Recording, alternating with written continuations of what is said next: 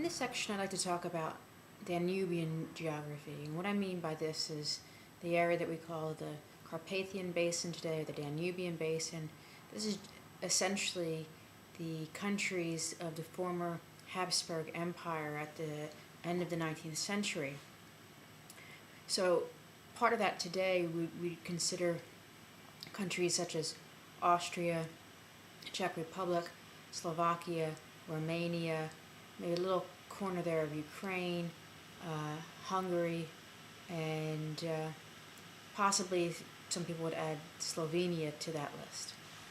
We're going to avoid discussing the Balkans per se in the far south, although sometimes this history is linked. When we look at this as a geographic region, we have, for the first time, some distinct physical features.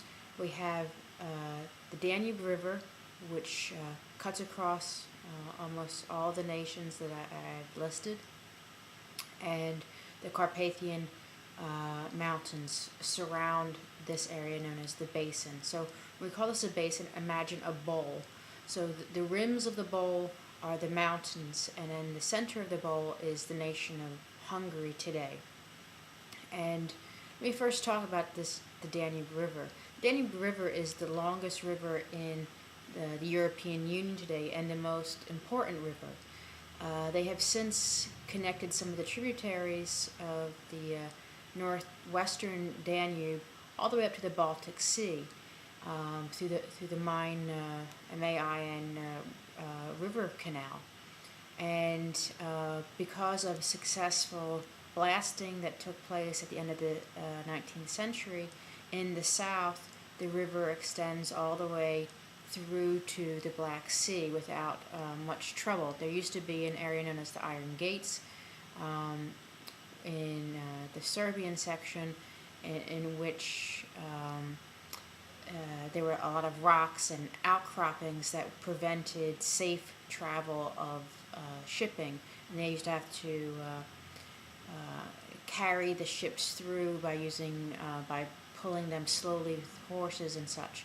That has all been resolved since that time period. So now, essentially, the Danube River, you can follow the Danube River from the Black Sea coast, where its delta is located at, all the way up north to the Baltic Sea. And it's close to 1,800 kilometers. And the river today is actually a great feature in the area, even for tourism. You can they put bike paths along the entire river, and you can bicycle your way up from north to south in Europe, basically, at this point. And as I mentioned, shipping traffic, it is a major tributary, a major river for shipping in Europe. And shipping is something that we don't think about in the world, but most of the transport of goods today still occurs by river and by sea through these major transport ships. And so linking the Baltic Sea to the Black Sea is a very important part of transportation in Europe today, and moving and shipping of goods. The river is also generally mild throughout. You might have heard some songs about the Blue Danube and such. Strauss wrote about the Viennese section. It cuts through the city of Budapest today, and this is the heart of this Danubian basin, right where you would think Budapest is. And I say Budapest because it was once two cities. The north side of the was Buda, and the south side was Pest, and Buda rises up into the hills, and Pest goes on to the plains of the Danubian basin. And it's a beautiful vantage point today to stand on Castle Hill in Buda and overlook the river, one of the most beautiful river scenes probably in all of Europe. And you can see the Hungarian parliament on the other side. Today, the Delta is also a very important ecological region of rare birds, and its health signals much of what goes on in Europe. And the Danube is somewhat polluted, as are most rivers on the planet today, and something that they pay close attention to. In terms of the Carpathian Basin, let's first talk about the Carpathian Mountains. So the Carpathian Mountains surround this region, like I said, as in the basin, as the walls of a bowl. In the north, there is the Northern Carpathians, and in the west, we have the Alps, the Austrian Alps, which are not considered part of the Carpathian Range. And in the far east, we have the Southern Carpathians, and the bottom part of this bowl is the Balkan Mountains. So the Carpathians are in the north and the east of this region, and you'd be able to see the ranges, the northern ranges in the Czech Republic, starting with the Sudeten Mountains. These are minor ranges within the Carpathians, and the Tatras, the high Tatras in Slovakia and Poland, which are very important tourist destinations today for hikers and skiers. And then the Southern Carpathians are primarily in Romania, and this is where we have the Transylvanian Alp region, which is famous in literature and in the lore of Eastern Europe.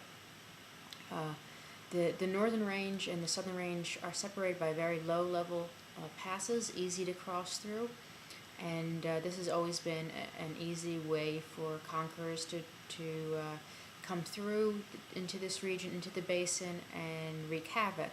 And the Magyars, which are the native Hungarians, arrived there in the 9th century and did just this. The Mongols came through in the 13th century, and again, this is where they passed through. Today it's the border between Ukraine, Romania, Slovakia, and Hungary. And this region used to be known as the Subcarpathians. In certain sections of the Ukrainian section, it was called Ruthenia in the past. And there's a distinct difference between these two ranges, the southern and the northern Carpathians, in terms of the way the mountains look. There are higher peaks in the northern regions. Mount Tatra is the highest, a little over 2,000 meters, and they're difficult to traverse, and they have a more steep surface, really.